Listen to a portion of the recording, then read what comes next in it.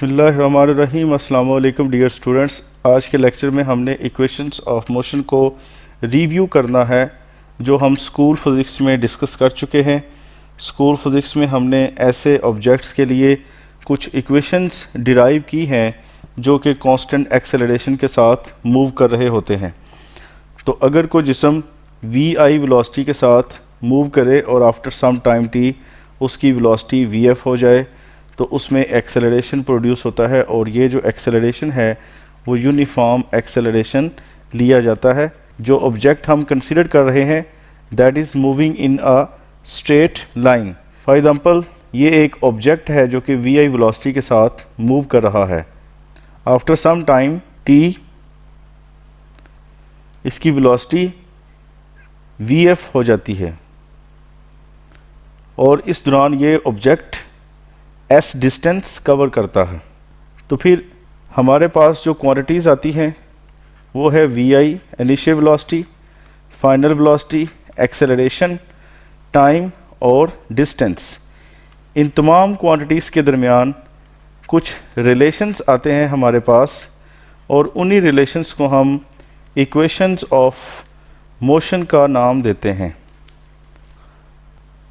First equation of motion हमारे पास है Vf is equal to Vi plus AT। Second equation of motion क्या है? S is equal to VIT plus half AT square. और third equation of motion है आपके पास 2AS is equal to VF square minus VI square. इसको हम इस तरीके से भी लिख सकते हैं कि अगर ये नेगेटिव VI स्क्वेयर है, इसको अगर उठा के आप इक्वल के इस साइड पे ले जाएं तो आपके पास आएगा 2AS plus VI square is equal to VF square.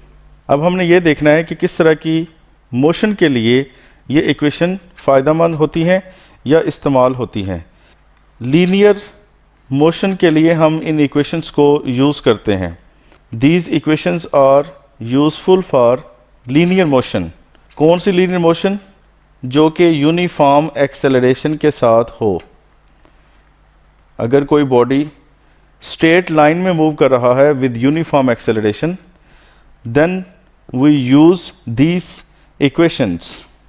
इन तमाम इक्वेशंस में जो क्वांटिटीज़ इस्तेमाल होती हैं जैसे कि इनिशियल वेलोसिटी है, फाइनल वेलोसिटी है, एक्सेलरेशन है, और स्ट्रेट लाइन में जो डिस्टेंस कवर होता है उसको भी हम डिस्प्लेसमेंट का ही नाम देते हैं, वो भी एक वेक्टर क्वांटिटी ही है। लेकिन यहाँ पे इन तमाम क्वांटिटीज़ को जो कि बज़ाहिर वेक्टर क्वांटिटीज़ हैं, हम इनको स्केलर्स के तौर पे यूज़ करते हैं।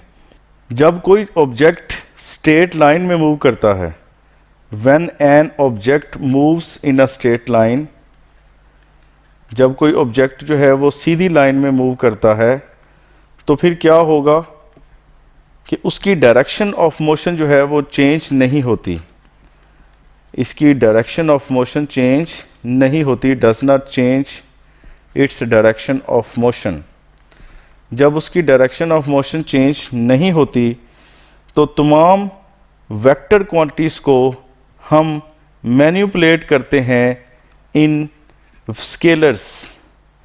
These vectors are manipulated, these vectors are manipulated like scalars. तो इन वेक्टर्स को हम स्केलर्स के तौर पे मैनिपुलेट करते हैं, इनकी कैलकुलेशन हम स्केलर्स में करते हैं। इस तरह की तमाम प्रॉब्लम्स में इनिशियल वेलोसिटी की जो डायरेक्शन है that is taken as positive, उसे पॉजिटिव कंसीडर किया जाता है। और ऐसी तमाम क्वांटिटीज़ जो कि इनिशियल वेलोसिटी के ऑपोजिट डायरेक्शन में अमल करती हैं they are taken as negative.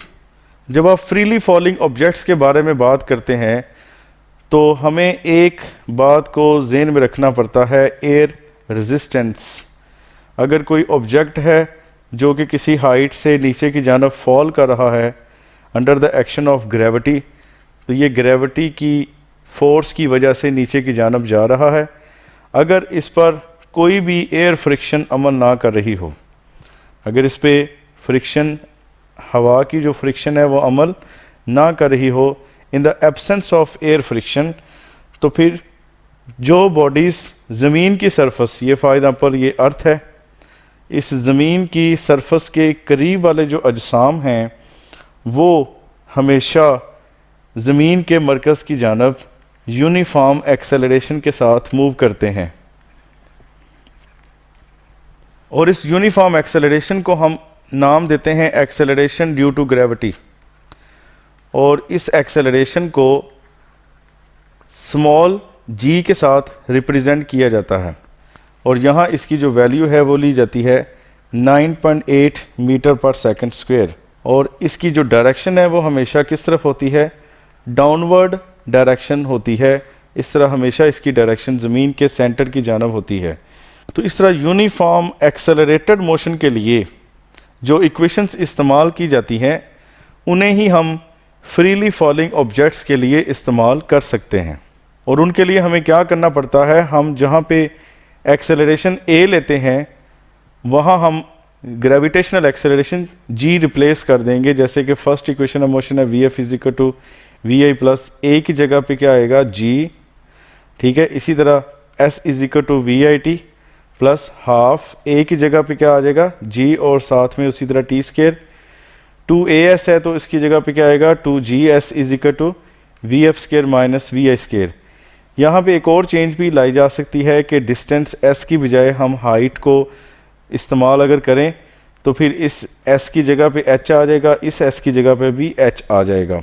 तो स्टूडेंट्स, आज के लेक्चर में हमने सिर्फ रिव्यू लिया है इक्वेशन ऑफ मोशन का, कि इक्वेशन ऑफ मोशन हम जो स्कूल फिज़िक्स में इस्तेमाल कर चुके हैं उन्हीं इक्वेशन ऑफ मोशन को हम यहाँ पे स्टडी करते हैं, और हम उसके बारे में सारे पॉइंट्स जो हैं वो डिस्कस कर चुके हैं कि ये किस तरह के ऑब्जेक्ट्स के लिए, किस तरह की मोशन के लिए इस्तेमाल होती हैं। और इसमें हम वेक्टर क्वांटिटीज़ को स्केलर लेते हैं। क्यों लेते हैं? क्योंकि एक स्ट्रेट लाइन मोशन में डायरेक्शन चेंज नहीं होती, इसलिए तमाम स्केलर्स क्वांटिटीज़ को ही कंसीडर किया जाता है। तमाम क्वांटिटीज़ जो कि वेक्टर होती हैं जैसे वेलोसिटी और एक्सेलरेशन है या डिस्प्लेसमेंट है, उनको हम स्केलर ही कंसीडर करते हैं।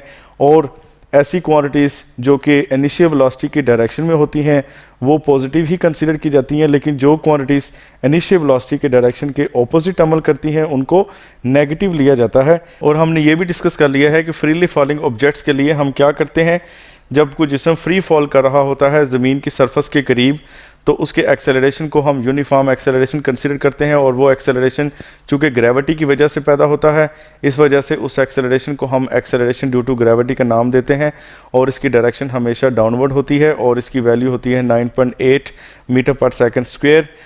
तो इस तरह आज के लेक्चर में हमने इक्वेशन ऑफ मोशन का रिव्यू लिया है। उम्मीद है कि आपको ये लेक्चर पसंद आया होगा। अगर आपको वीडियो अच्छी लगी है तो आप लाइक कर दीजिए, और जिन लोगों ने अभी तक चैनल को सब्सक्राइब नहीं किया तो प्लीज़ वो चैनल को सब्सक्राइब भी कर दें। इजाज़त दीजिए, अल्लाह हाफिज़, मिलते हैं नेक्स्ट लेक्चर में।